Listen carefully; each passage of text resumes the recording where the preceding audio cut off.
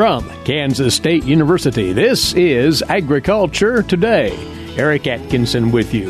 And coming up today, K-State's Gregg Ibendahl and Terry Griffin talk about their latest effort in a series of economic analyses, which look at the generational differences in farm and ranch management.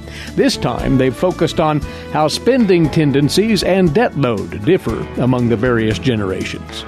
Then, from the Center for Sorghum Improvement at K-State, Sarah Sexton-Bowser is the featured guest on this week's Cattle Chat podcast from the Beef Cattle Institute at K-State.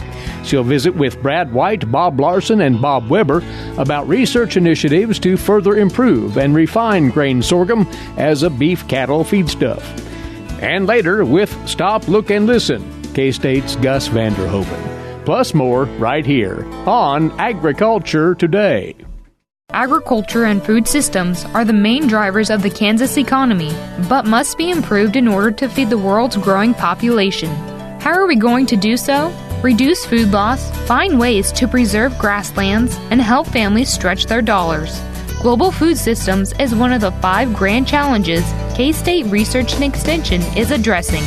To learn more, visit www.ksre.ksu.edu.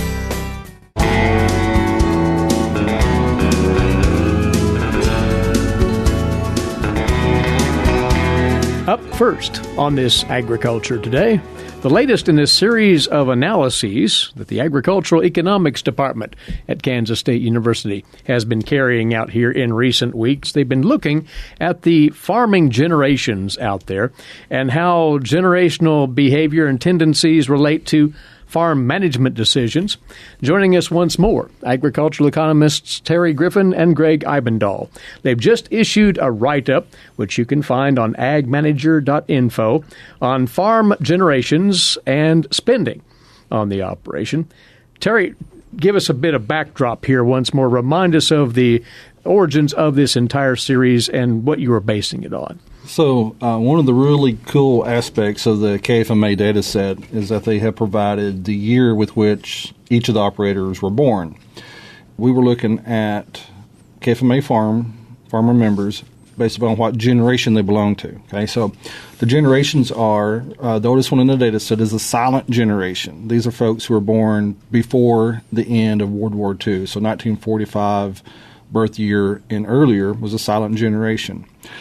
The next oldest are the baby boomers. You know, we've heard lots of stories about the baby boomers over the decades about how they're different than the previous generations. And they were born after World War II, 1946 up until 1964. So a lot of our listeners are silent generation and baby boomers. Mm-hmm. The next oldest generation is X, Generation X. I guess they didn't know what to call them. But again, they're going to be different in their behavior and their thought process than the previous generations. They were born from 1965 until 1980. Okay, so a lot of these farm kids were fairly young during the early 1980s, and they may have that perception of farming. The next generation we're hearing a lot about recently. They're called the millennials. They were born from 1981 until 1996. And I remind our listeners that, you know, a lot of times we look at young children and say bad things about the millennials, but those aren't millennials. Millennials are grown adults. Mm-hmm. You know, they're out of college. They're contributing. They're, you know, some of them 40 years old almost.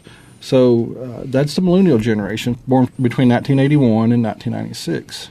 We have a few in the database that are Generation Z, but when I say few, I mean very few, and for most purposes, we do not include them in the analysis because very few in numbers. And they were born since 1997.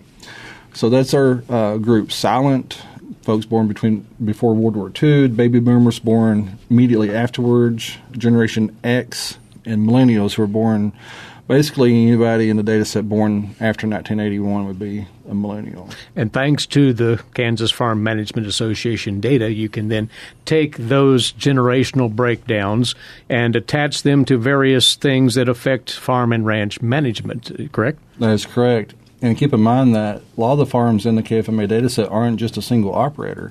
There may be multiple operators. So you may have two siblings who are of the baby boomer generation, or two siblings, but one's a baby boomer and one's Generation X.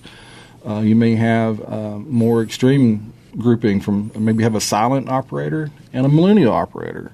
And so we're evaluating farms that are solely each of those groups and also multiple generations on the same farm. Well, Gregg, you and Terry have taken this latest initiative into the area of farm generations and their spending tendencies. So how do you go about this? Well, so you hear a lot of stories in the press anytime you pick up the computer and go online and look at something or pick up a paper or whatever. You see a lot of stories about how the baby boomers especially have always been spending a lot of money. They haven't saved anything. Generally consuming now. Yes, they're the big consumers. They don't save. You go back and look at the retirement savings. Supposedly they have lower than almost anybody else. And I was kind of curious whether that would also translate over to the farming side. Are farmers kind of spending the same way a lot of the research we see out there for consumers when it comes to the generational thing? So I basically took our data and I looked at really two things. One, the debt-to-asset ratio, which is a good way of measuring how much debt they have to see if, the generational debt loads are different. And the other thing, to get around the spending idea, I looked at machinery investment because that, if you're a farmer and you have extra money, machinery is one place you could spend extra because that actually does give you some extra utility out there just by the fact you have more machinery sitting in your shed than maybe someone else or newer machinery. You get some value from that. So I looked at that as a proxy for whether generational spending is different, whether they had more machinery than what would typically other generations might have. And, of course, the KFMA data captures that machinery investment as a routine part of the information that it collects, and that's also representative of virtually any operation out there. There's some degree of machinery on that farm or that ranch. So you tried to match those two items together here, the age of the producer, or the generation, if you will, and the machinery investments. What did you find out about overall investment patterns with those groups? Well, I guess there's really, you almost could think there's really two competing hypotheses out there. One would be like a life cycle hypothesis, and that would say, as you're a young beginning farmer, which would be more of our millennial type group in our particular analysis here, that because you don't have a whole lot of money to start with, you're going to have to take on more debt to get things going. But as you mature and get older and progress through your farming career, you're going to pay some of that debt down, and you'll have a lot less by when you retire or die. So basically, that life cycle hypothesis would say, basically, you start off with a lot of debt, but as you get older, you pay that down. You'll have the least amount of debt at the end of your farming career. I guess the competing hypothesis would say, if things follow along what the generations are doing, with what we see with baby boomers might actually, kind of stick outside that range and actually have more debt than the other generation. So I was kind of seeing if that might be a competing hypothesis. But which hypothesis won? Actually, the one that suggests baby boomers do have machinery, but not the most machinery of the groups. Yeah, I guess I was a little bit surprised by that because I guess if you had asked me ahead of time, I would have said, well, baby boomers are probably going to have more machinery than anybody else because they're the second oldest age group. They do spend more on the consumer side, so that should translate over to the machinery side. But in reality, it looks like all the generations would fit in clearly into the life cycle hypothesis because we see the millennials having the highest debt, whereas the silent generation has the least, and the baby boomers are just right where they should be. They're between the silent generation and Generation X. So really, they don't stand out as far as the amount of debt levels that they have. But that other measurement you're using in this analysis, that debt-to-asset ratio, and one point of concern you bring up in your write-up, in the millennial category, that debt-to-asset ratio is dangerously high, and that could portend not good things for that group. Yeah, so, if you look at our overall average for all farms in Kansas, we have a debt-to-asset ratio probably in the 20% range, maybe 30% range, which is really pretty good. That's not a very high level of debt at all, and that's something most farmers could handle. But it's quite different when we look at this by generational things, especially for the millennials, because about half of our millennials have a debt-to-asset ratio above 50%. Now, that's a pretty high ratio. That means basically, if you look at who owns your farm, that's saying your lender owns over half your farm in those cases. And to me, that could be a big problem going down the road because while interest rates are fairly low right now, I think most farmers can handle that.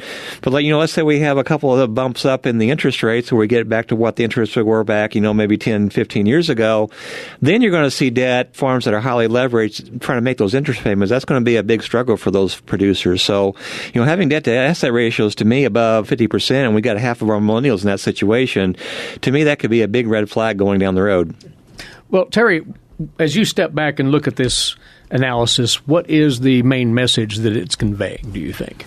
Well, one of the questions I would have if I was just an outside observer, I'd ask Gregg, which I don't think either one of us have, a direct answer for, is, okay, it looks to me like younger people tend to like to buy stuff, but here it shows that they haven't. Maybe because, is it a lack of money?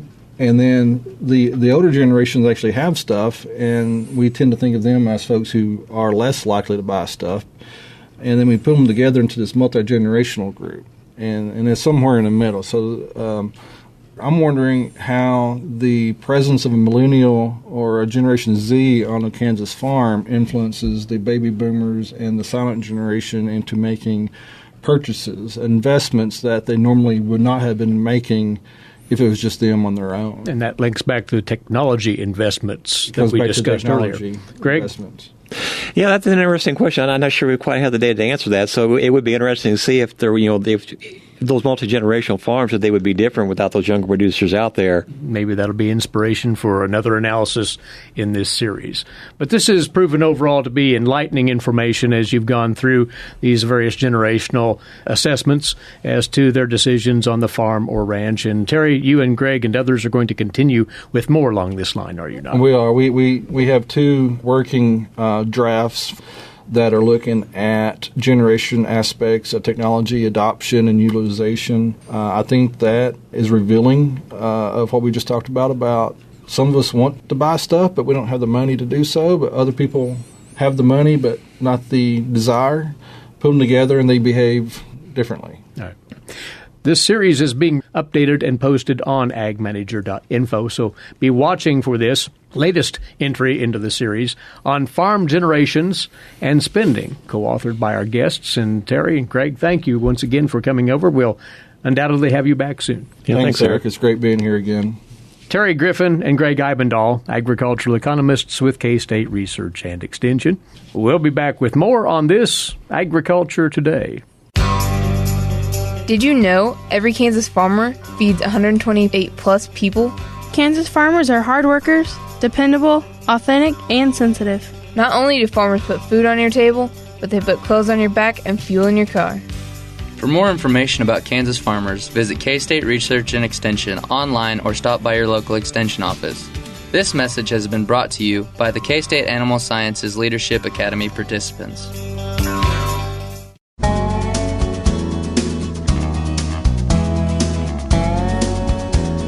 You're listening to Agriculture Today, and insight now on efforts at Kansas State University to further advance grain sorghum as a primary feedstuff for cattle. There are quite a few initiatives underway at K-State along that line, and this was a subject of choice on this week's Cattle Chat podcast from the Beef Cattle Institute at K-State.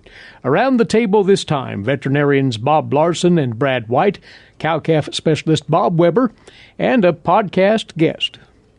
Sarah Bowser's with us today. You're the managing director for the Center for Sorghum Improvement, or CSI, a different CSI. I'm sure nobody's made that joke before about which CSI you work with. We're all about original material. That's exactly right. So tell us what you do and what CSI does. Well, Brad and Bob, thanks for having me here. It's fun to have a conversation to talk about sorghum and connectivity back to the cattle industry, both economic drivers for the state of Kansas and unique ways to the land and the people of our state.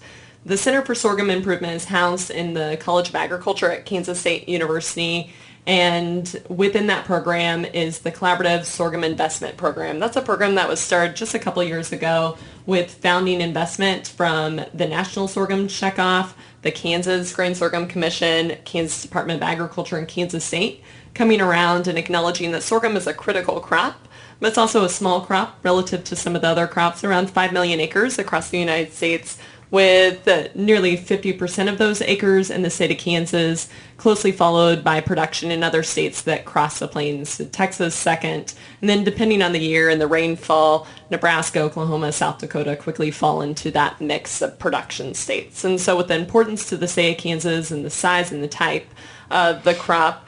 The capacity at Kansas State within the Center for Sorghum Improvement is really a convening capacity. I spend a lot of time working with either technology providers and seed companies, having conversations about what's in the pipeline, what are connecting capacities to research tools and technologies that we can support private seed companies that deliver products to growers of sorghum.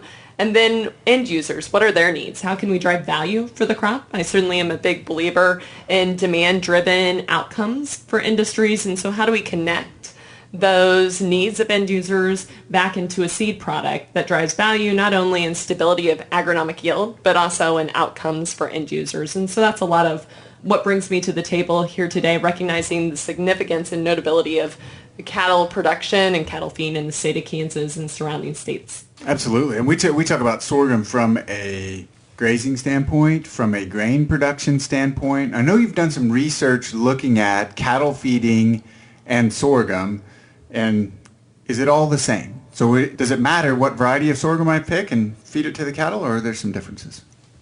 Sorghum's a really unique crop, and its presentation of genetic diversity and the extremes of genetic diversity and the type of different crops that we can have. So in a general speaking term, we can break sorghum into a couple different types. We have forage types, we have biomass types, and then we have grain types. I spend a lot of my time in the grain type, but certainly recognize the value Tell me a of little types. difference between the forage type, biomass, and grain type. What differentiates them?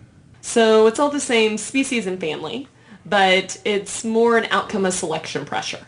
So when breeders have went in and selected on a crop, for instance, the biomass days when we really had a lot of onerous and interest in looking at biomass and cellulosic fuel, there was identification of sorghum as a great productive species for biomass material. And so selecting for those really tall, fruitful, hardy plants that put on a lot of green mass and material. And that would be for making fuel. That'd be for making fuel. So that's cellulosic. And then we have selection. You can also select for a grain head where that plant is allocating majority of resources and capturing solar radiation, capturing fertility and water within the system, and putting the majority of those resources to that grain fill and maximum grain unit. And then we have that balancer within that mix of forage types. And so really identifying that mix of putting on that leaf and that forage material, that biomass, as well as energy within that grain head. And so it's the same plant family, but it's more been human selection pressure that's identified those different categories.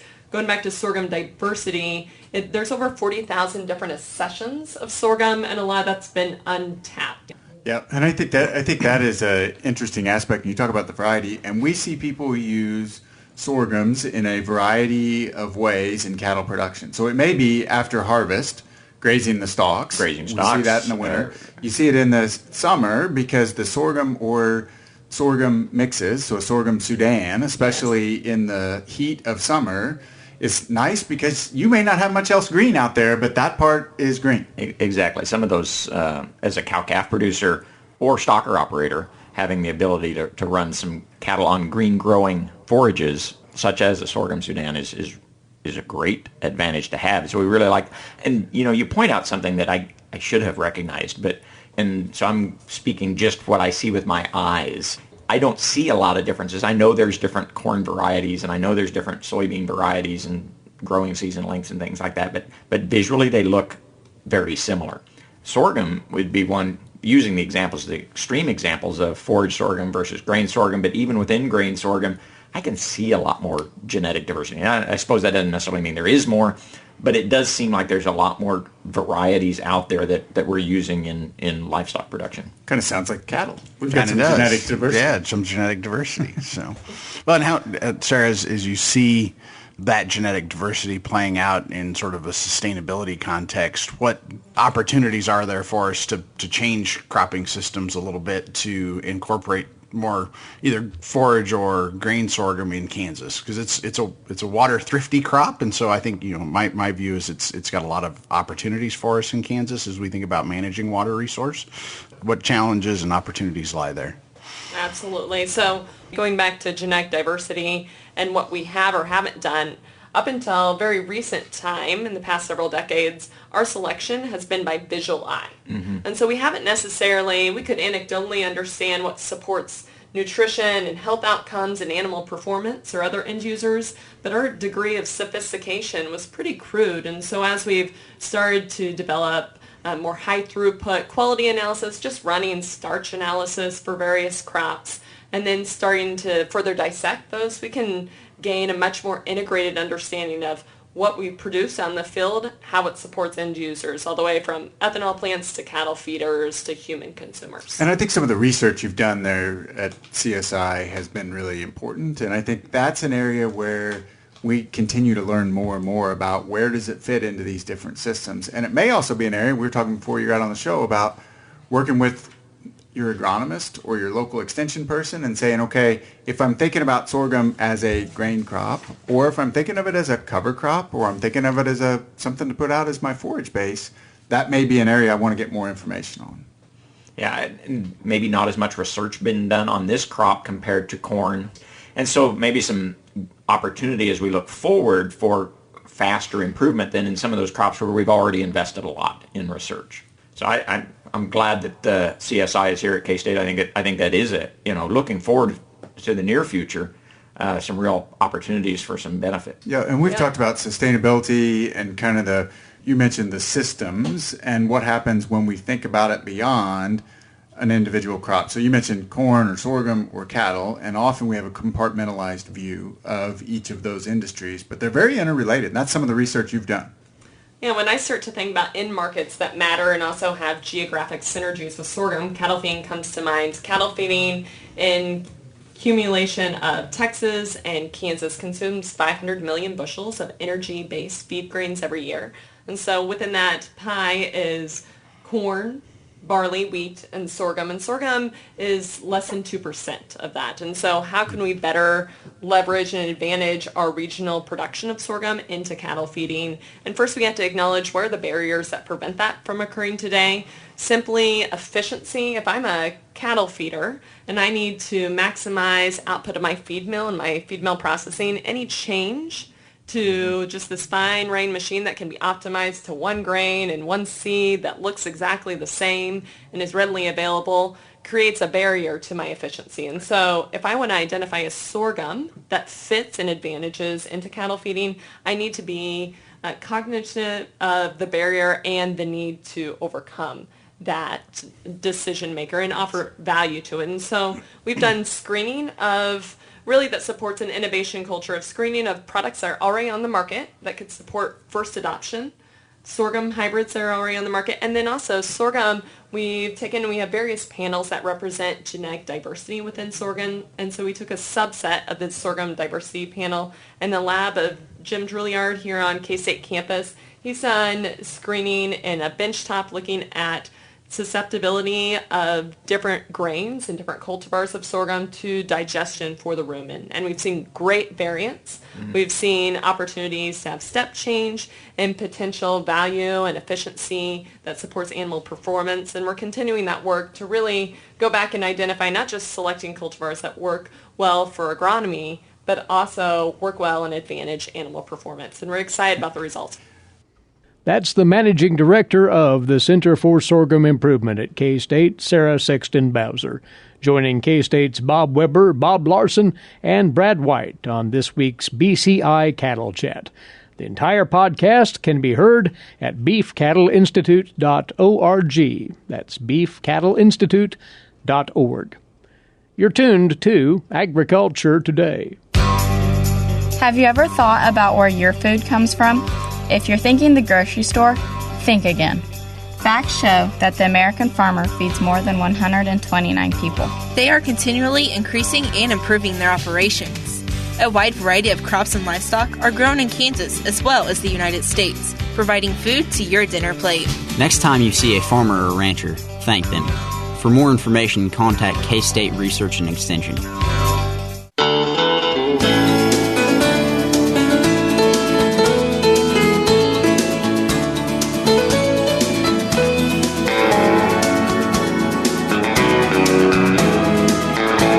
You're listening to the K-State Radio Network and Agriculture Today. Eric Atkinson here. And on we go now to today's agricultural news headlines, courtesy in part of DTN. Fed cattle processing capacity will be strained to handle the record available supplies after that fire last weekend closed the Tyson beef plant at Holcomb. The plant operated at about 6,000 head of fed cattle per day, leaving a shortfall in the national packing capacity of 30,000 head for a 5-day work week. According to Cattle Facts, that amounts to 6% of total U.S. fed cattle packing capacity, and the rest of the processing industry will need to absorb. The plant represents 23.5% of Kansas fed cattle packing capacity. A Tyson news release stated the company does plan to rebuild the plant at the same location. Based on this Cattle Facts analysis, shifting the supply to other plants in Kansas, Texas, Colorado, Nebraska, and Iowa will mean the capacity in those regions needs to run 8 to 8.5% higher. This market analysis service reports that will be difficult to make up based on the current packing industry infrastructure. Cattle Facts suggests the significance of this event is amplified by the growing supply of finished cattle, both nationwide and in Kansas.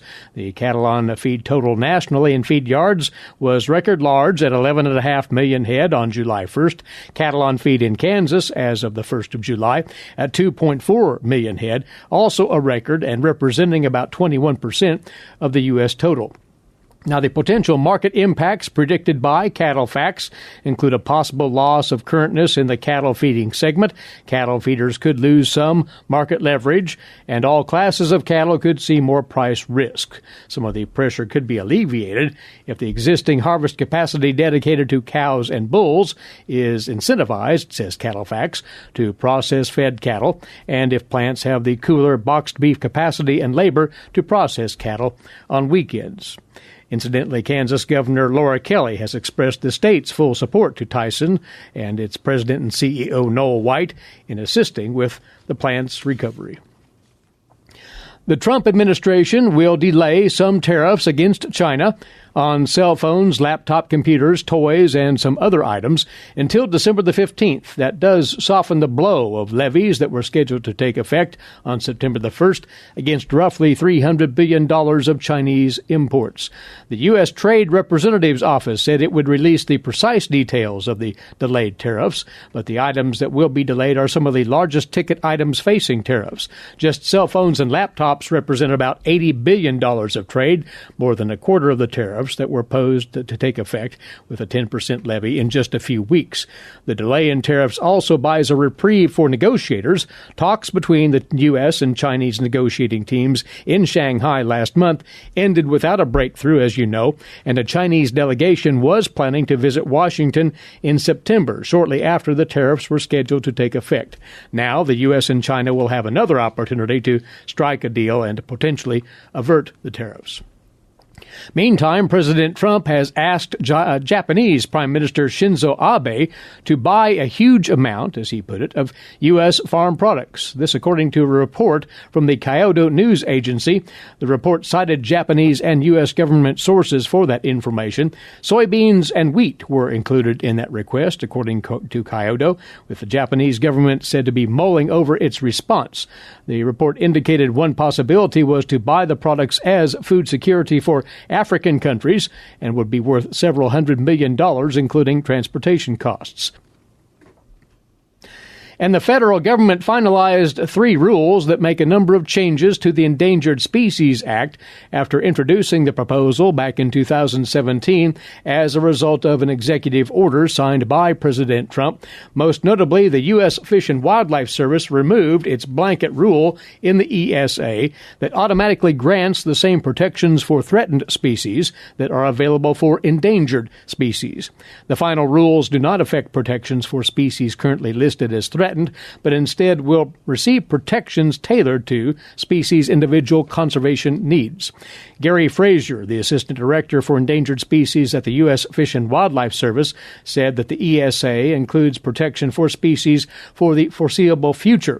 Farmers and ranchers across the country face challenges in managing land where critical habitats are present. By most accounts, the Endangered Species Act has not done the job it set out to do back in 1973 and has recovered only a few endangered species.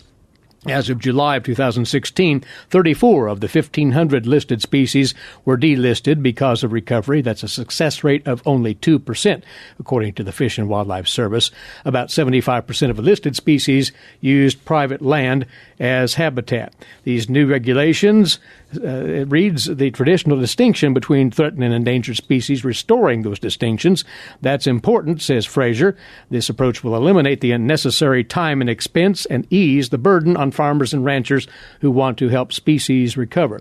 The final rules also require that lands designated as unoccupied critical habitat have to include at least one physical or biological feature needed to conserve the species. Transportation plays an important role in cattle production, as you know. With that in mind, Scarlett Hagens reports here that the industry has developed a beef quality assurance transportation program specifically for ranchers and professional truck drivers who haul cattle on a regular basis. Several beef packing companies will require beef quality assurance transportation training of all drivers delivering cattle to their processing facilities by January 1st of 2020. Checkoff developed online training for beef quality assurance transportation is offered in 2 different modules, one for the farmer or rancher and one for professional drivers. The farmer or rancher module focuses on the use of stock trailers and smaller loads of cattle that beef and dairy cattle producers typically might haul themselves. The professional module focuses on the use of tractor trailers and larger loads hauled longer distances. The modules cover topics such as proper cattle handling, suggestions for loading and unloading, factors to consider in hot and cold weather, trip planning, driver safety, and emergency action plans. Transportation quality assurance plays a critical role in the health and welfare of cattle. Proper handling and transport of cattle can reduce sickness, prevent bruises, and improve meat quality. When better quality beef reaches the supermarket, consumers are more confident in the beef they are buying, and this increases beef consumption. Producers or professional drivers who would like to learn more or become Beef Quality Assurance Transportation certified can go to www.bqa.org. I'm Scarlett Hagens. Today's agricultural news headlines for you there. This is Agriculture Today. Legal and financial concerns surround the day-to-day management of the agricultural industry. Producers, ag creditors, and USDA agencies rely on Kansas Agricultural Mediation Services. If you've received an adverse decision from the USDA or have an ag credit concern, call today, 800-321-3276, or visit us online, Kansas Agricultural Mediation Services, exploring options, generating solutions.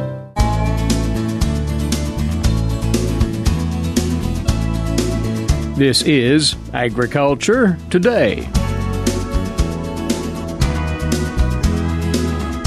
Stop, look, and listen.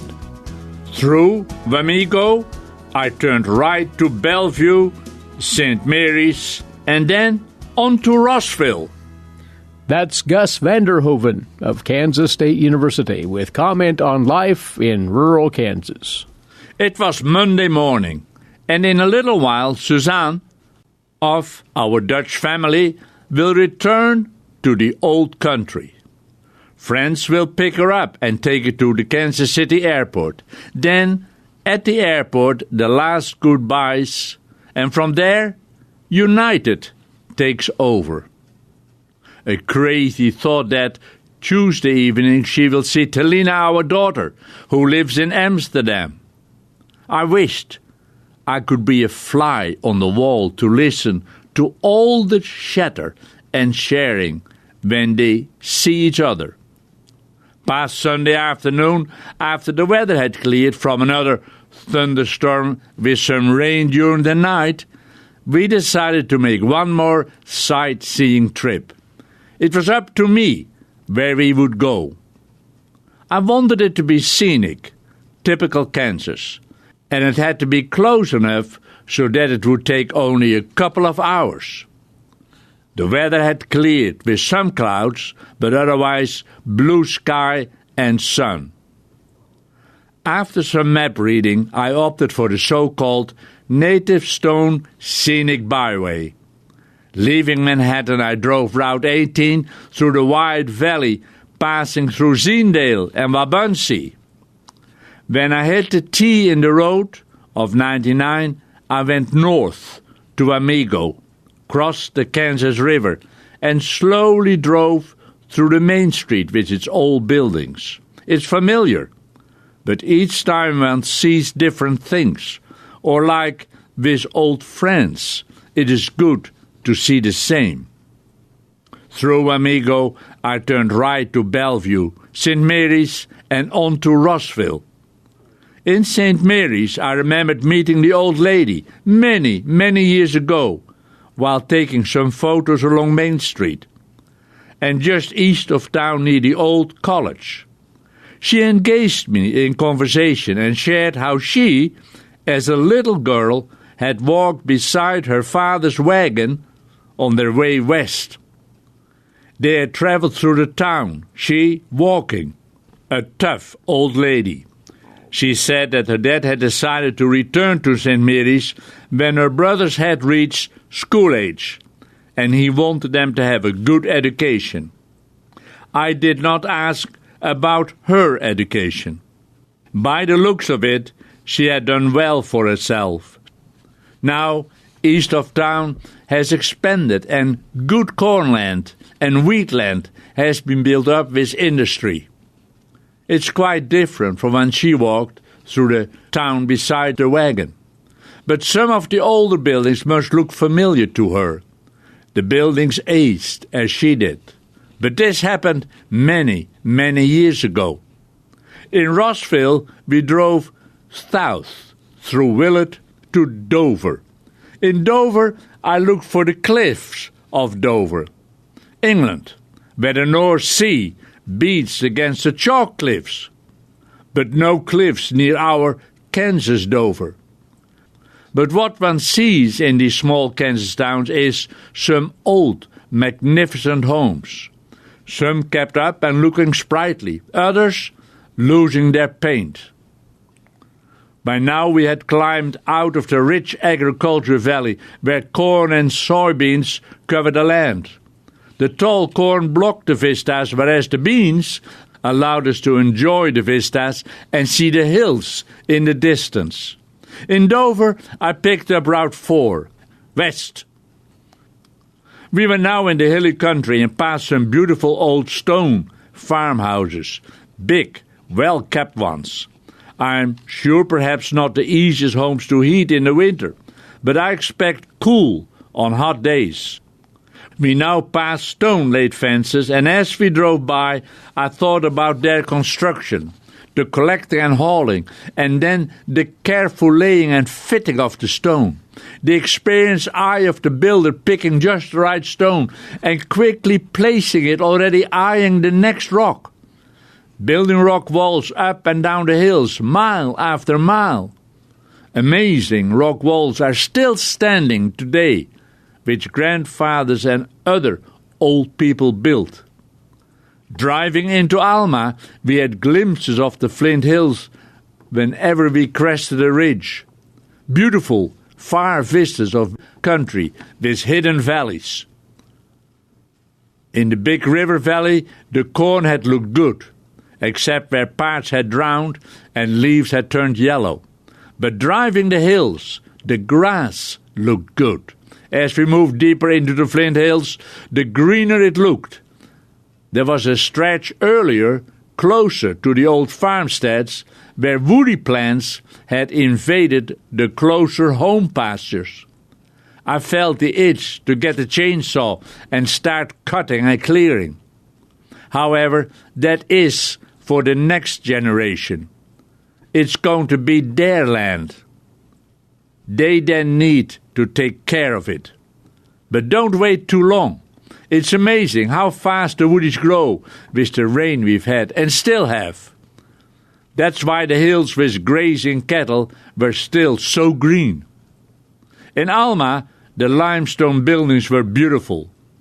But we looked for a piece of rhubarb pie. Surely, Alma would have an old, cozy place to sit down with rhubarb pie. But no, the pie shop and bakery was closed. I don't blame them. After all, it was Sunday afternoon. We drove on to Amigo. We drove Main Street once more, turned left, and went home. On the way to Manhattan, we bought a good peach pie at the local store. Not the way we had planned to end the country drive. But hey, this is Kansas. Gus Vander Hoeven of Kansas State University with his weekly commentary on life in rural Kansas. That is our time for today. Thanks for being along with us. And we hope you'll rejoin us this same time tomorrow. Until then, Eric Atkinson for Agriculture Today. This is the K-State Radio Network.